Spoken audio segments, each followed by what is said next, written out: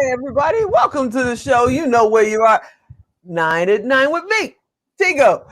And today we're going to talk with somebody. Well, I'm going to take you back for a second. See, because I'm old enough to remember when there were no ATMs, when 8-tracks were around, and, when the way you made business and introduce yourself to people, you kind of had to go to a mixer. And then all these apps started coming out, and people started talking about, is there an app for that? There's an app for that. Well, this young man coming up, he knows there's apps for that. And if they don't have them, he's making them. Then on top of that, he's hosting his own show. Today, we have Django Degree in the room. What's happening, Django? Hey, how you doing? I love it.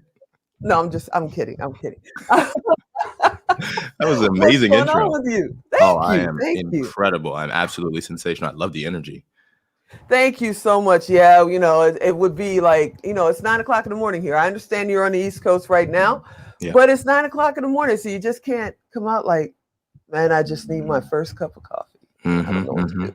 No. So in 2021, let me ask you, because we've been doing this internet thing. People think, oh, it's, mastered. I personally believe it's in its infancy and people have no idea what's about to happen over the next 20 years. And we're going to look back and go, whoa. So in 2021, do businesses, especially small businesses, still need apps?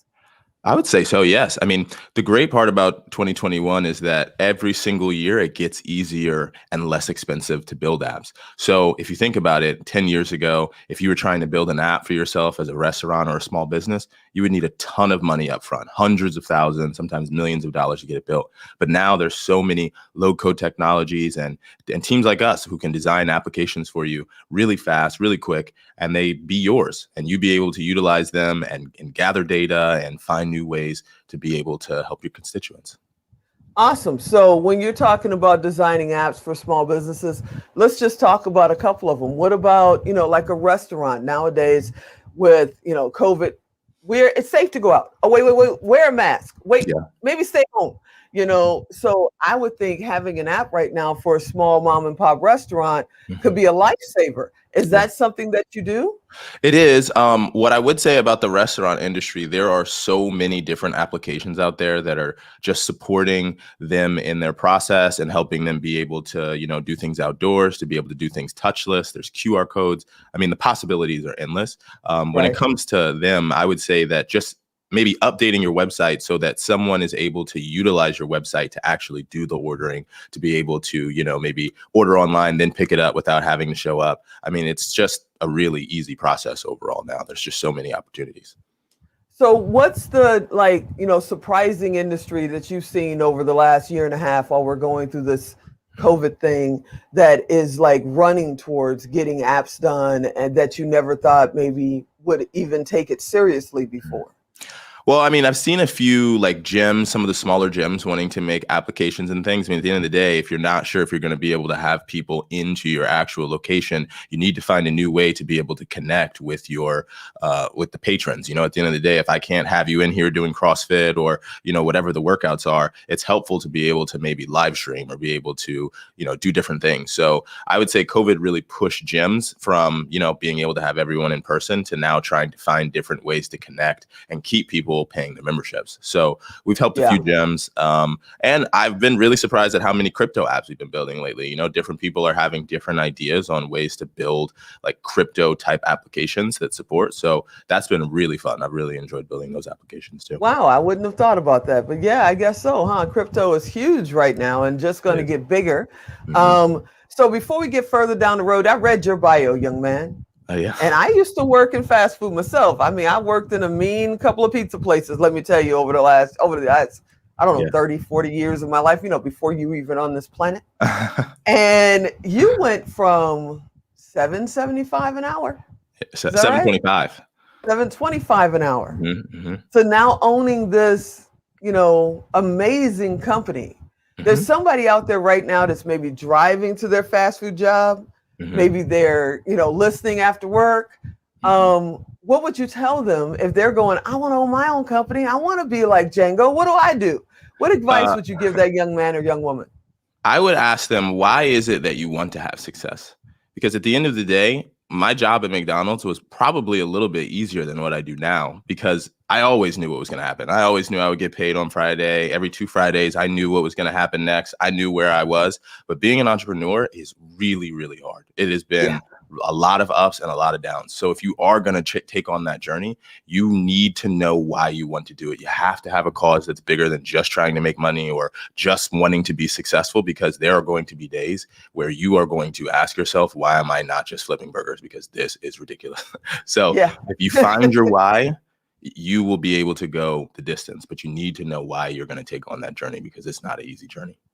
Yeah, I tell people all the time, you're going to trip, you're going to fall, you're going to run into brick walls. This is part of being an entrepreneur. If you think that, it means you don't have a boss, if you got 30 clients, you got 30 bosses, this is the way the game goes. What do you do when you have an off day, when you have a low day? How do you get yourself back up? Because when you don't have another job and this is your, dream and everything that you're doing right now, how do you get yourself back up and get back out there the next day? Well, everything for me is focused on how can I get closer to my overall goals? Like, I have a huge goal to build a city for orphans and foster kids. I have goals around being able to do certain things for my family. So at the end of the day, what happens on a day-to-day doesn't matter as much to me, as much as knowing that I am on a journey, taking the steps towards what the bigger thing is. As long as I keep that centered, I can always get through anything that goes on any day, because it doesn't matter at the end of the day. All that matters is getting to that goal that I've set 5 years out, 10 years out. Now, you also host your own show. I'm sure that Alan has been, flashing emails, websites across the screen here for a while, but people are listening. So how do they find your show? How do they find you? Yeah, so my show is called The Django Show. If you want to look up the website, it's thedjangoshow.co. The D is silent in the beginning, Django. And at the end of the day, my focus is on helping people kind of find that why by being able to connect them to other entrepreneurs and people who are starting businesses, so they can hear about the journey that they were on, so they can kind of feel what maybe got them started, so it can spark something in you, so that hey, you know what, maybe I can do this journey. Maybe I did start at the same place as this guy or girl, and I can be great. And so that's the whole point of our show and what we want to be able to do for people. And what would you tell a young person that, thinks, man, I've got a great idea for a podcast or a video podcast or a talk show, but I'm terrified to get in front of that camera? What would you tell them? What kind of advice would you give them? Everything is scary until you've actually done it, because then it becomes easy. Like, if you think back on anything that's easy now, at one point it was difficult because you'd never done it before. So I remember the first video I shot when I was trying to get the podcast stuff, and I just did not think I could do it. But as time has gone on, I just feel like it's just another day. And so if you just take the first step, maybe dip the toe in, then you can put the foot in, and then you can jump in. And so that's just the easiest way to go about it. Awesome. Well, Mr. Grumpy's going to cut us off in a second. Let's give him that website one more time. It's thedjangoshow.co. And then if you want to get an app built, it's 860.io. Woo! So see, we made it. He didn't cut us off. Yeah. We're getting this 9-minute thing down, man. I'm loving it. This is awesome. You're an amazing man. I'm so happy we're going to be working together in the near future. And I can't wait.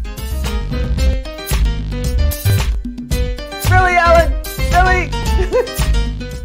Django, you are the man. I can't wait for us to get together, and you're going to be working with us. That is going to be so awesome. If you guys are looking out there for apps, if you want to be on somebody's show other than, of course, come on to 9 at 9, check out Django and see what's going on. As always, I thank you for watching. I hope you'll be here next time. I'm Tigo, and I'll talk to you next time.